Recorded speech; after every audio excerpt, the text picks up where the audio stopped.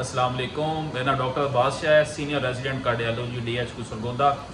ये पेशेंट हमारे पास आए हैं पेल्पिटेशन के साथ। तो आज हम आपको अप्रोच बताएंगे कि आपने पेल्पिटेशन को कैसे अप्रोच करना है।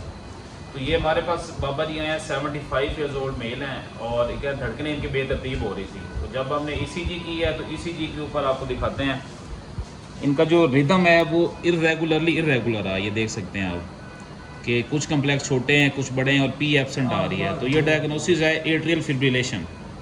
तो आज मैं आपको बताऊंगा कि एट्रियल फिब्रिलेशन को आपने कैसे अप्रोच करना होता है। तो एट्रियल फिब्रिलेशन में सबसे पहले आपने देखना है कि जो मरीज़ आपके पास आया है ये 48 घंटे के अंदर आया या 48 घंटे के बाद आया है। अगर 48 घंटे के अंदर आया तो फिर आपने फोकस करना है कि आप रिदम को रिवर्ट करें। तो उसके लिए जो हमारे पास बेस्ट मेडिसिन है वो एमेड्रोन है। या अगर पेशेंट अनस्टेबल हो तो उसके लिए हम DC कार्डियोवर्जन करते हैं। और अगर पेशेंट 48 आवर्स के बाद आया तो उसके लिए बेस्ट है कि आप रेट कंट्रोल करें। और बाकी एमेड्रोन को आप रेट कंट्रोलिंग के लिए भी इस्तेमाल कर सकते हैं। इसके लिए आप कैल्शियम चैनल ब्लॉकर दे सकते हैं, आप साथ बीटा ब्लॉकर दे सकते हैं। और इसके अलावा आप कॉज को देखेंगे, जो पेशेंट को एट्रियल फिब्रिलेशन हो रही है उसका कॉज क्या है। तो डिफरेंट कॉजेज हैं, जैसे निमोनिक पायरेट्स, इसको आप याद कर सकते हैं, PIRATES। P का मतलब है जो पल्मोनरी कॉजेज हैं, जैसे नमूनिया हो सकता है, पेशेंट को COPD हो सकता है, पल्मोनरी एम्बोलिज्म हो सकता है, I से इस्कीमिक हार्ट डिजीज हो सकता है, इस्कीमिक कार्डियोमायोपैथी हो सकती है, R से जो है रोमेटिक हार्ट डिजीज हो सकता है जिसकी वजह से माइटल स्टेनोसिस हुई है, LA डायलेट हुआ है, LA डायलेट होने की वजह से जो है पेशेंट आपके पास AFib के साथ प्रेजेंट किया है। इसके अलावा जो है A से हमारे पास जो है अंजाइना हो सकता है, अनीमिया हो सकता है। और A के अलावा T आ गया, थायराइड हो सकता है। हाइपरथायराइडिज्म की वजह से पेशेंट AFib के साथ आपके पास आते हैं। E से इलेक्ट्रोलाइट इम्बैलेंस, एंडोकार्डाइटिस, S से सेप्सिस हो जाएगा। तो आपने साथ उसका कॉज भी रूल आउट करना है, जिस वजह से पेशेंट को AFib हुआ है। जब तक आप कॉज ठीक नहीं करेंगे तब तक आपका AFib ठीक नहीं होगा। तो इसमें दो ही हमारे पास चीज़ें हैं, या आपने रेट कंट्रोल करना है या आपने रिदम कंट्रोल करना है। तो अगर रेट 48 घंटे के अंदर है तो आप रिदम करेंगे, 48 के बाद आया तो रेट करेंगे। उसके ड्रग्स आपको बता दी हैं। अगर पेशेंट अनस्टेबल हो जाता है, पेशेंट आपके पास आता है उसकी BP लेस दैन 90 है या BP उसका लेस दैन 80 है, फिर आप क्या करेंगे, उसमें आप शॉक लगाते हैं। लेकिन इसमें आपने क्या है, सिंक्रोनाइज शॉक लगाना होता है।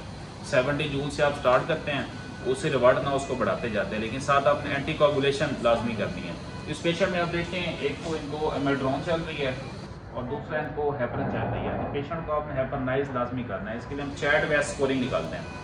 चैट में C से हमारे पास हार्ट फेलियर आ जाता है, H से हाइपरटेंशन है, फिर एज मोर देन 75 है, डायबिटीज़ है और स्ट्रोक है। अब जो नई गाइडलाइंस हैं 2024 की, उसके अंदर उन्होंने चैट्स कर दिए, पहले चैट्स बेस्ट था। बाकी आप मोनीटर भी देख सकते हैं, देखिए इनकी इरेगुलर रिदम आ रहा है, रेट 145 आ रहा है और सैचुरेशन इनकी ठीक है। तो भी इनको मेट्रोन की हमने फर्स्ट डोज लगाई है। अगर इससे रिवर्ट हो गया तो ठीक है, फिर हम इनको ऑरल मेडिसिन पे डिस्चार्ज कर देंगे। और साथ में हमारे इनके एको का प्लान है, मॉर्निंग में इनके एको करेंगे ताकि इनका कॉज देखें कोई वैल्वुलर हार्ट डिजीज तो नहीं है, LA कितना डायलेट है। और इसके अलावा जो है आपने देखना है कि अगर इलेक्ट्रोलाइट इम्बैलेंस हैं तो आप इनके इलेक्ट्रोलाइट्स सोडियम पोटाशियम करा सकते हैं, ठीक है। और इसके साथ साथ आपने सारे कॉस्ट भी मैनेज करने हैं। और पेशेंट का अगर फर्स्ट डोज से रिवर्ट नहीं होता फिर हम सेकंड डोज लगाएंगे कार्ड्रोन की। उसका क्या फार्मूला होता है कि आपने 1 मिलीग्राम पर kg फॉर 6 आवर्स के हिसाब से डोज सेट करनी है, तकरीबन 450 बनती है। अगर उससे रिवर्ट ना हो फिर थर्ड डोज लगाएंगे, वो आपने 0.5 मिलीग्राम पर kg पर 18 आवर्स के साथ 24 घंटे में इसको डोज पूरी करेंगे लोडिंग। उसके बाद फिर हम इसको ऑरल पे शिफ्ट कर सकते हैं और साथ हम काज को ट्रीट करेंगे। अगर आप एट्रियल फिब्रिलेशन के रिलेटेड कोई भी चीज़ सीखना चाहते हैं, पूछना चाहते हैं, तो आप नीचे दिए गए नंबर पर रब्ता भी कर सकते हैं। आप जो क्वेश्चन आपके जहन में है वो आप कमेंट्स कर सकते हैं।